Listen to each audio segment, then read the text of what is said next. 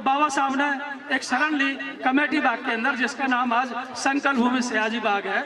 उस बाग के अंदर शरण ली और वहां पर व्यथित हुए और रोने लगे कि मेरे जैसे विद्वान जो इस भारत के अंदर कोई मेरे बराबर पढ़ा लिखा नहीं है, उसकी ये दुर्दशा है, तो बाकी जो समाज गुलामी भरा जीवन जी रहा है उसका जीवन कितना भयावह होगा।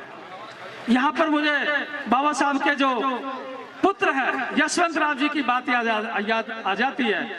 यशवंत राव जी बोले, पिताजी आपने हमको क्या दिया है? आपसे जो कम पढ़े लिखे लोग हैं उनके पास कई कई गाड़ी है, कई कई बंगले हैं, और आपके पास क्या है? आपने क्या दिया हमको? तो बाबा साहब ने कहा, यशवंत राव तुम मेरे अकेले बेटे नहीं हो, मेरे लाखों करोड़ों बेटे हैं। मैं उनको इस लायक सक्षम बना रहा हूँ कि वो गाड़ियां खरीद सके, बंगले खरीद सके।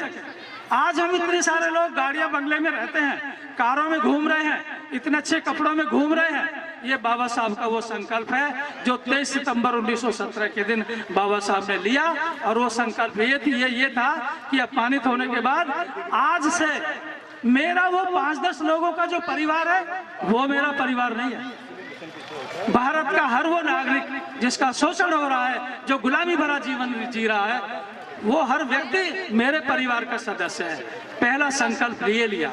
और दूसरा संकल्प ये लिया कि आज से मैं पूरा जीवन पर्यंत अंतिम सांस तक इन लोगों को गुलामी से मुक्ति दिलाने के लिए, शोषण की से मुक्ति दिलाने के लिए पूरे जीवन संघर्ष करता रहूंगा।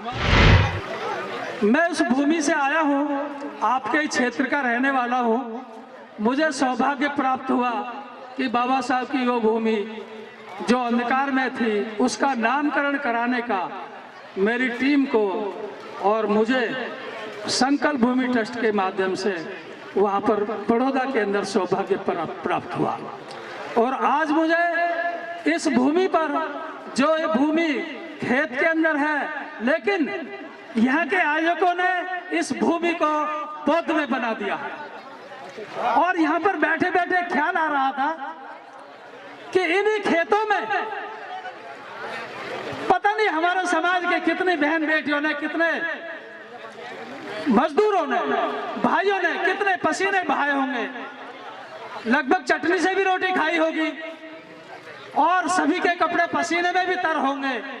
और आज इन्हीं खेतों में एक ऐसा कार्यक्रम का आयोजन हुआ कि देखकर जब मैं गुजरात से यहाँ पहुंचा तो लगता है जहां भी जाता हूं और यहाँ भी आया तो इतना खुशी का अच्छा वातावरण कि सभी साफ सुथरे कपड़ों में इतने एक क्रांतिकारी योद्धा और योद्धिकाओं के बीच में इस कार्यक्रम का आयोजन हुआ तो मुझे बड़ा गर्व होता है। मैं जिधर भी जाता हूँ चारों तरफ देखता हूँ, लेकिन यहाँ इस गांव के खेत में पहुंचा तो पता लगा कि जिन खेतों में हमारे लोग पसीने से तर, पसीने की बदबू आ रही होगी, ऐसे कपड़ों में काम करते होंगे आसपास के खेतों में, वहां पर हमारी बहनें, वहां पर हमारे साथी इतने सुंदर कपड़ों में इस कार्यक्रम के आयोजन का आनंद ले रहे हैं। ऐसी टीम जिन्होंने इस कार्यक्रम को रचा, यहाँ से बाकी लोग भी ये संदेश लेके जाएं कि आप लोग भी अपने गांव के आसपास इसी तरह के कार्यक्रम करते रहे। और पूरी टीम को और जो सभी लोग आए हैं उनका सभी का अभिवादन करता हूं। मैं ऐसी भूमि से आया हूं, थोड़ी सी एक बात याद करा दूं मैं आपको कि बाबा साहब को उच्च शिक्षा के लिए विदेश, जो महाराजा गायकवाड़ सयाजी राय गायकवाड़, वो तृतीय महाराजा थे, उन्होंने विदेश में उच्च शिक्षा के लिए भेजा था। कि बाबा साहब को उच्च शिक्षा के लिए जब विदेश भेजा और बाबा साहब जब नौकरी करने के लिए बड़ौदा में आए तो उनको वहां पग पग पर अपमानित किया गया। वो 11 दिन भी नहीं रुक पाए वहां पर।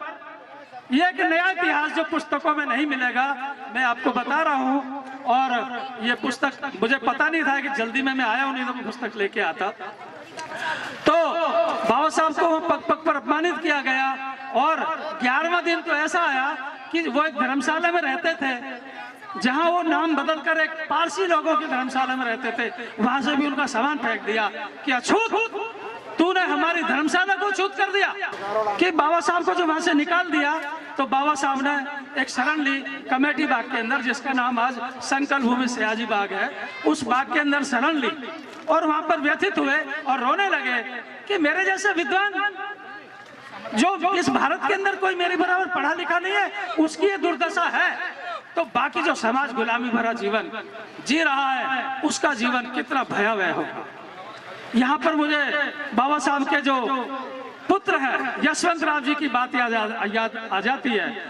यशवंत राव जी बोले, पिताजी आपने हमको क्या दिया है? आपसे जो कम पढ़े लिखे लोग हैं उनके पास कई कई गाड़ी है, कई कई बंगले हैं, और आपके पास क्या है? आपने क्या दिया हमको? तो बाबा साहब ने कहा, यशवंत राव तुम मेरे अकेले बेटे नहीं हो, मेरे लाखों करोड़ों बेटे हैं। मैं उनको इस लायक सक्षम बना रहा हूँ कि वो गाड़ियां खरीद सके, बंगले खरीद सके। आज हम इतने सारे लोग गाड़ियां बंगले में रहते हैं, कारों में घूम रहे हैं, इतने अच्छे कपड़ों में घूम रहे हैं। ये बाबा साहब का वो संकल्प है जो 23 सितंबर 1917 के दिन बाबा साहब ने लिया। और वो संकल्प ये था कि अपमानित होने के बाद आज से मेरा वो 5-10 लोगों का जो परिवार है वो मेरा परिवार नहीं है। भारत का हर वो नागरिक जिसका शोषण हो रहा है, जो गुलामी भरा जीवन जी रहा है, वो हर व्यक्ति मेरे परिवार का सदस्य है। पहला संकल्प ये लिया। और दूसरा संकल्प ये लिया कि आज से मैं पूरा जीवन पर्यंत अंतिम सांस तक इन लोगों को गुलामी से मुक्ति दिलाने के लिए, शोषण की से मुक्ति दिलाने के लिए पूरे जीवन संघर्ष करता रहूंगा, और अंतिम सांस तक यही संघर्ष करते करते मेरा अंत हो जाएगा। इस तरह बाबा साहब ने जो संकल्प लिया, तो इस तरह बाबा साहब ने संकल्प से, अपने संकल्प से ही भारत के संविधान को दिया। अब यहाँ पर मैं संकल्प की कहानी पूरी करता हूँ, लेकिन एक छोटी सी बात कहता हूँ कि बाबा साहब ने जो संकल्प लिया उसी संकल्प का परिणाम है कि भारत का संविधान। और 26 अलीपुर रोड यहाँ से बहुत दूर नहीं है। 26 अलीपुर रोड दिल्ली में जो है यहाँ से बहुत दूर नहीं है। हमारे लोग पता नहीं कौन कौन से तीर्थ धाम जाते हैं, पता नहीं कहाँ कहाँ की यात्रा करते हैं, कैसे कैसे धार्मिक स्थलों में घुसते हैं और जूते खाते हैं, और फिर भी वही बात है। आपको चारों धाम की यात्रा दिखाई देती है? आपके नजदीक में 26 अलीपुर रोड दिखाई नहीं देता जहां पर बाबा साहब ने अंतिम सांस ली। अभी 6 दिसंबर आ रहा है। ये 6 दिसंबर को कम से कम यहाँ के लोग जो दिल्ली की साइड में रहते हैं उनको वहां जाकर नतमस्तक होना चाहिए। उस भूमि पर बाबा साहब के पग पड़े हैं, अश्रु पड़े हैं। उस भूमि पर बाबा साहब ने संविधान को लिखा है अधिकतर, और उस भूमि पर बाबा साहब ने अंतिम सांस ली। और बाबा साहब के परिनिर्वाण दिवस के लिए बॉम्बे में कई लाख लोग इकट्ठे हो जाते हैं, लेकिन हमारे दिल्ली के आसपास के लोग कहाँ सो रहे हैं? हमारा असली तीर्थ स्थान जो नजदीक में सबसे नजदीक है वो 26 अलीपुर रोड पर है। मैं यहाँ से आह्वान करके जाना चाहता हूँ, आइए 6 दिसंबर को मैं भी वहाँ मिलूंगा, और आपसे अगर हो सके तो वहाँ पहुंचे। जय भीम, जय भारत, नमो बुद्धाय। अगर आपने अभी तक हमारा चैनल सब्सक्राइब नहीं किया है तो सब्सक्राइब करें और घंटी का बटन बिल्कुल भी दबाना ना भूलें, ताकि सभी लेटेस्ट खबरें पहुंच सकें आप पे सबसे पहले।